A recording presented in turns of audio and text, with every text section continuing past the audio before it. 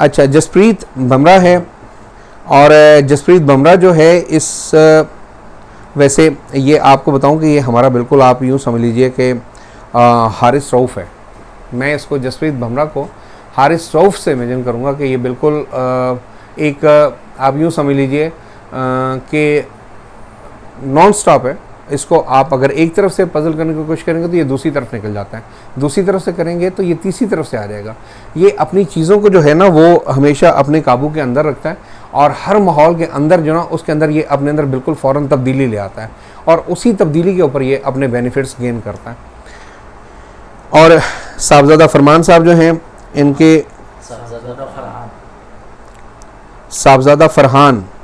साहबजादा फरहान जो हैं वो 457 अदद आ रहे हैं। इनके बैट्समैन हैं, बहुत अच्छे हैं, सब कुछ है।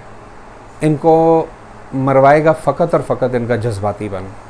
अगर ये अपने जज्बातीपन की तरफ ना गए और ज़रा कूल डाउन रहकर ये खेलते रहें तो ये बंदा, मेरी नज़र में तो ये बंदा जो है कम से कम अबव 50 और 100 इसके लिए कोई मसला नहीं होगा, सिर्फ ये जज्बातीपन का मुजाहरा वहाँ ना करें तो। अब साइम अयूब हैं, साइम अयूब जो हैं इनके बहुत मेहनती इंसान है ये भी, और साइम अयूब की जो चीज़ है वो ये है कि दूसरों के लिए कवर अप जो है ना बहुत अच्छा दे सकता है ये बंदा। और ये एक आप यूँ समझ लीजिए कि जो पिच होती है उसको सहारा दिए रखता है, बैट्समैन को सहारा दिए रखता है, और ये साथ उसको चलाता चला जाता है। इसकी वजह से चूँकि दूसरा बैट्समैन जो है वो ज़्यादा फ़ायदे में रहता है, तो इस वजह से ये बंदा जो है वो औरों के लिए बहुत बेनिफिट्स, जो अपने साथी के लिए ये बंदा बहुत ज़्यादा बेनिफिशियल साबित होगा। आपने जसप्रीत बुमराह के हवाले से गुफ्तगू मुलाहिज़ा फरमाई। इसके बाद हम ये जानने की कोशिश करेंगे कि कल के मैच में जसप्रीत बुमराह कितने इम्पैक्ट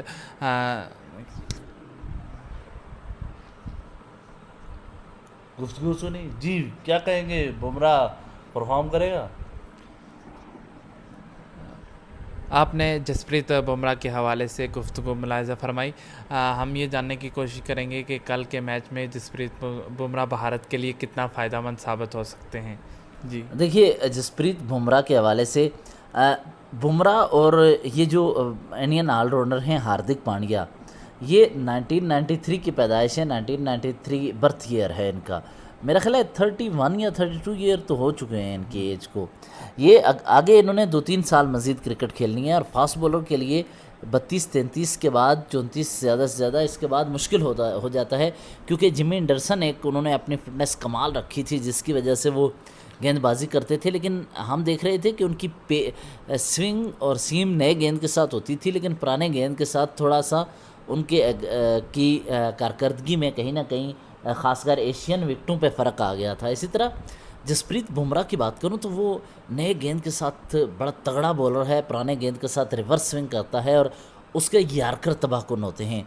जसप्रीत बुमराह को जब भी आप देखें तो पाकिस्तानी टीम के साथ मैच के दौरान आपको फिर हारिस रऊफ़ को देखना होगा उनके सामने मवाजना। हारिस रऊफ़ भी T20 के बहुत तगड़े बॉलर हैं, लेकिन जसप्रीत बुमराह ने बहुत सारे मौक़ों पे सिंगल हैंडेडली अपनी टीम को मैच जितवाया है।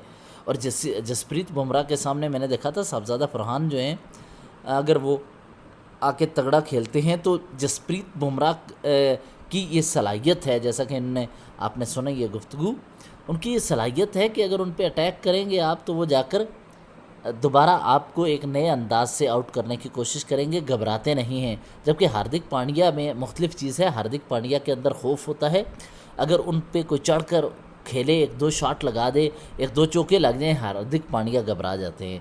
लेकिन ये चीज़ जो मुझे नज़र आ रही है बुमराह में ये नहीं है। बुमराह क्लास का प्लेयर है, यार्कर उनके तगड़े हैं, नए गेंद के साथ वो यार्कर अक्सर, मैंने एक IPL के मुतअद्दिद मैचेस देखे जिन्होंने जो ही गेंद पकड़ा तो पहली गेंद यार्कर होती थी उनकी।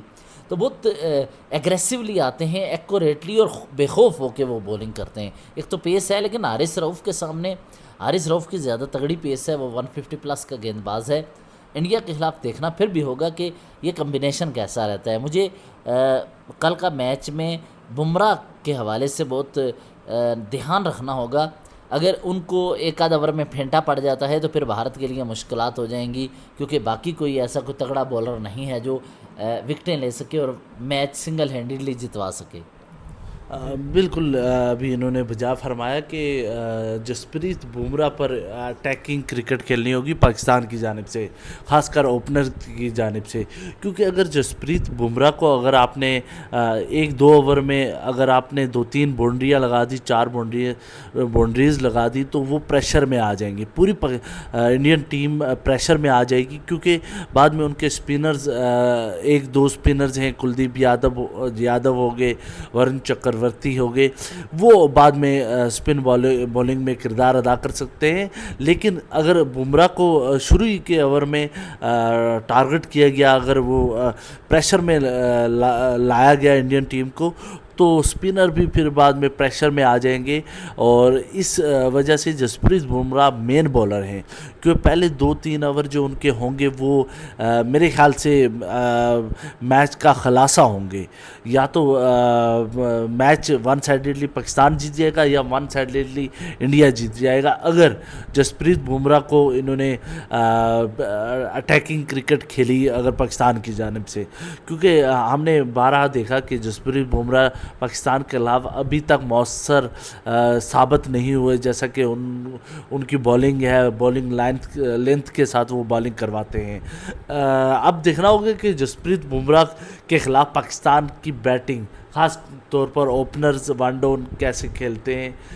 हमें तो उम्मीद है कि साहबज़ादा फरहान, फ़खर जमान, साइम अयूब, ये ऐसे खिलाड़ी हैं कि जसप्रीत बुमराह पर चार्ज भी ले सकते हैं, और उनने लास्ट 2 मैचेस में बुमराह पर चार्ज भी किया है, बाउंड्रीज़ भी लगाई हैं। साहबज़ादा फरहान जो डोमेस्टिक के प्लेयर थे, उनको परफॉर्मेंस की बुनियाद पर टीम में लाया गया। उनने जैसे जसप्रीत बुमराह के ख़िलाफ़ क्रिकेट खेली है, वो बेहतरीन कारकर्दगी थी।